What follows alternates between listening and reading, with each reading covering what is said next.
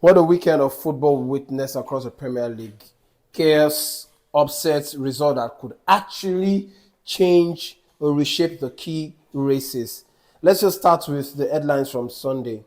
Newcastle crumbling to Aston Villa at the Newcastle at their home ground with Buendia and Watkin sealing the win for Aston Villa. Arsenal crumbling at the Emirates Stadium to Manchester United in a drama.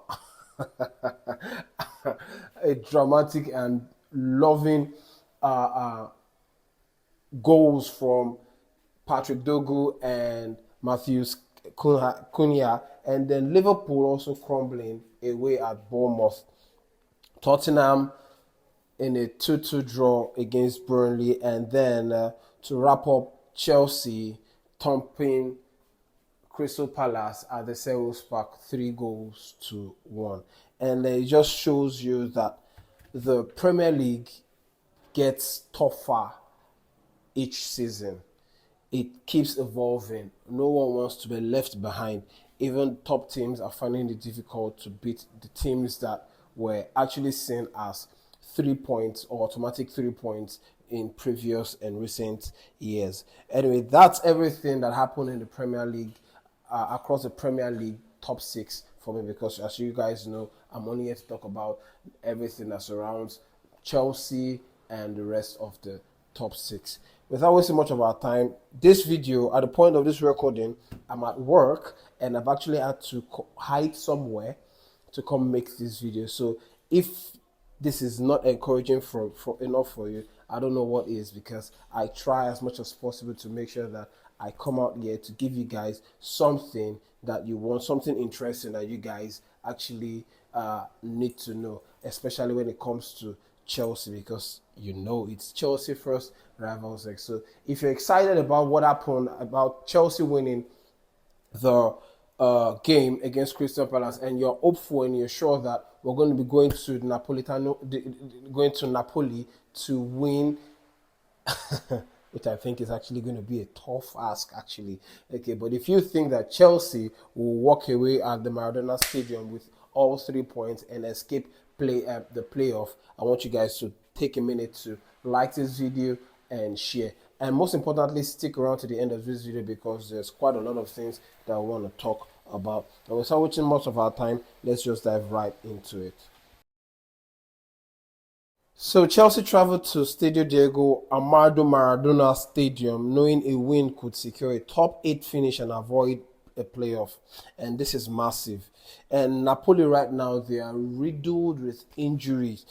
Players like Kevin De Bruyne, David Neres, Billy Gilmore, Anguissa, even Milenko Savic and the rest.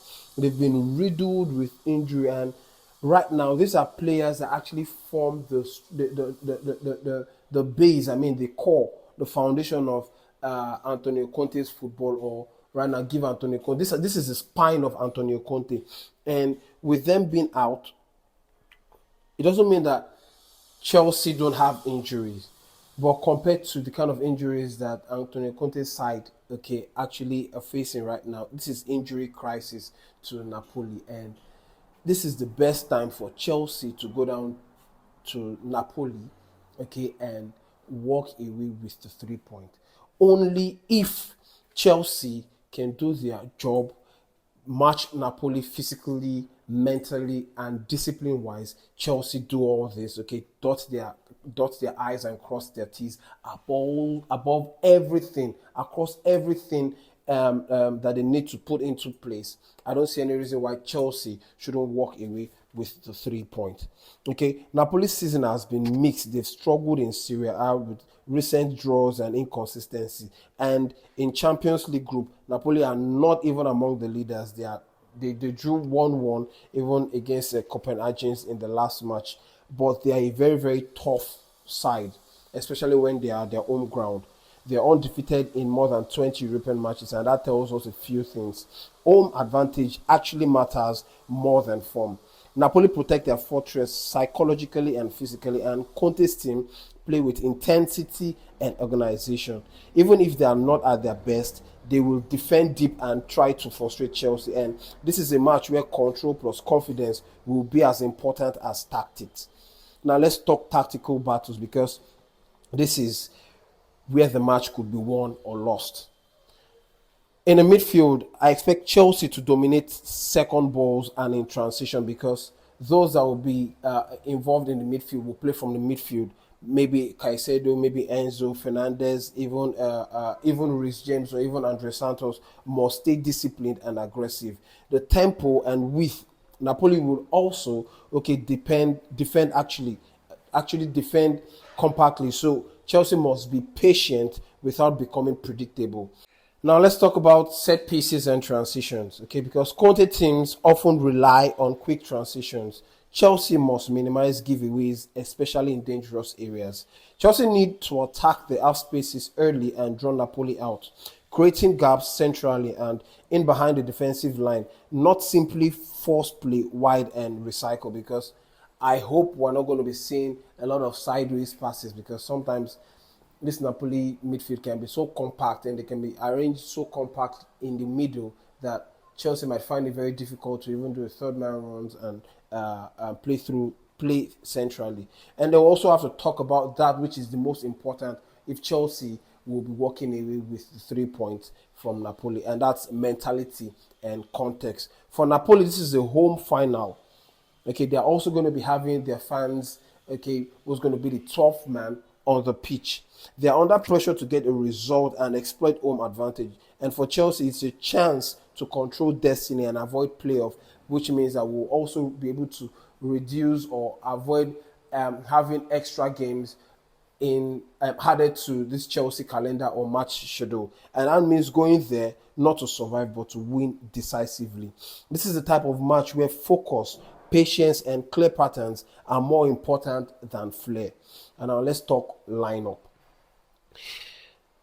Here's my predicted lineup for this game, because I'm going to go with Sanchez. And before I go further, I just want to talk about Sanchez.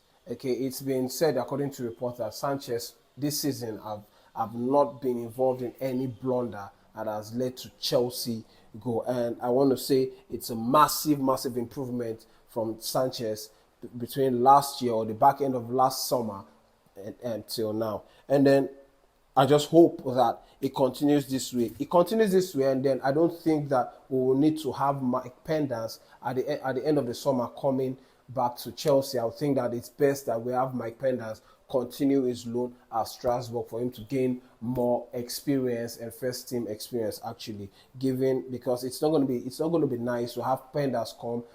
I don't think Sanchez will want to be on the bench. Neither do I think it will do Penders any development or any good for him to come and be number 2, which means it will require for him to be on the bench most times than not, and that's like giving him maybe cup games and the like. So it's only wise that if Sanchez continues like this, it's only best that we allow him continue and leave Penders at Strasbourg. And I will talk about my back four, which is James Fofana, Trevor Chalobah, and Mark Cucurella. And then in midfield pivot, I'm going to go, with Enzo Fernandez and Moises Caicedo.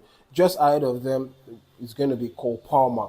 I don't know if Cole Palmer is going to be fit, but because this video is coming before the match, the press conference for Chelsea. Liam Rosinel's press conference to give us updates on the availability of Cole Palmer. However, if Cole Palmer isn't there, I'll think that we'll have Andre Santos and Moises Caicedo as a midfield pivot, with Enzo Fernandez moving up to play as a 10 like he did against Crystal Palace.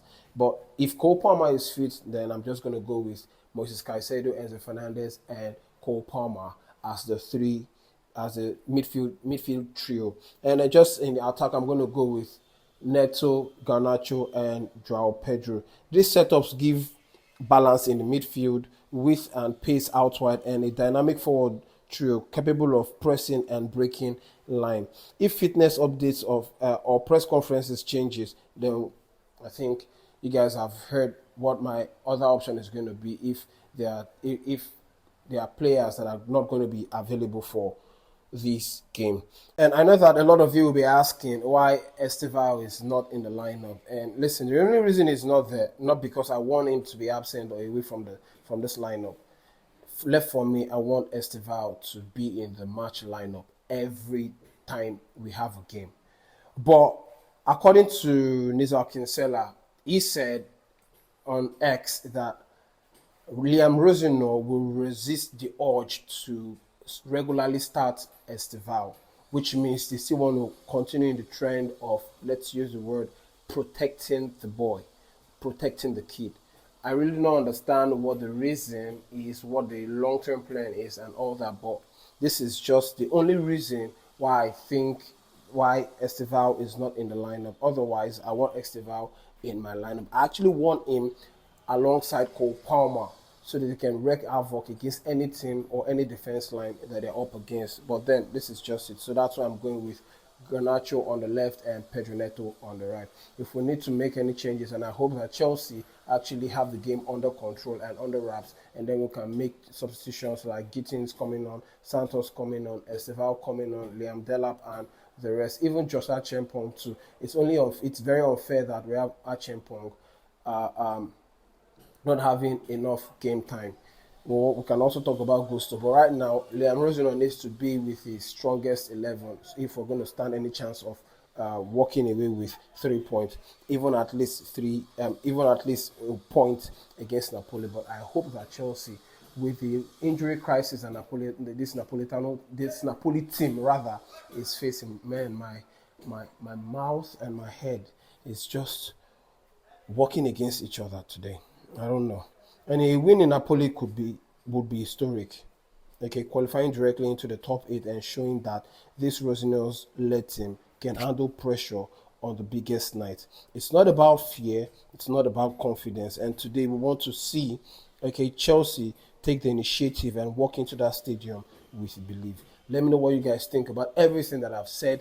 There's possibly going to be another video before the end of today because there's a lot that is out there. Talk about transfers with regards to Jeremy Jackie, even the recall of Aaron Anselmino, Chelsea targeting midfield reinforcements, and there's also news that Romeo Lavia is now back training with the team. So there's a lot to uncover, but I can't do that yet because if I decide to do that, this video is going to be way too long. So don't forget to like this video. Let me know what you guys think about everything that I've said in the comment section below. Don't forget to share, and most importantly, don't forget to turn on your notification bell so that you're notified as soon as a video is put out there. If there's any other thing that comes up between now and the game, like I said, I'll be here to share with you guys. But until then, it's Chelsea first and rivals next. Peace.